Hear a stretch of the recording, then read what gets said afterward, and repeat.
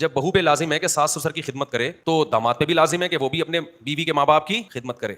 देखो, खिदमत दोनों पे लाजिम है, लेकिन खिदमत की जो नेचर है ना, वो मर्द और औरत की नेचर को देख के मुतय्यन की जाएगी। मर्दों की खिदमतों का अंदाज किसी और तरह से होता है, औरत की खिदमत का अंदाज किसी और तरह से होता है। औरत रुखसत होकर आपके घर में आपकी फैमिली का हिस्सा बनती है, फिर जब सब रहते हैं तो सब एक दूसरे का ख्याल करते हैं। मर्द बाहर के काम करता है और औरत घर के काम करती है। अब औरत आपके घर में रहती है, उसका सुबह शाम आपके सास ससुर से वास्ता पड़ता है। हम कहें कि इसने 3 घंटे आपके माँ बाप की खिदमत की है, लिहाजा मर्द को चाहिए ससुराल जाके वो भी 3 घंटे बीवी के अम्मा अब्बा की खिदमत करे। ये पागलपने की अलामत है। मर्द को चाहिए कि जब उसके सास ससुर उसके घर में आए और सास अपने दामाद से पानी मांगे, तो दामाद पर लाजिम है अखलाकी तौर पर कि वो जाए और सास को पानी पिलाए। वो अगर ये कहे कि मुझ पर आपकी खिदमत वाजिब नहीं है, तो मेरा ख्याल है ऐसे दामाद से फौरन खुला ले लेना चाहिए।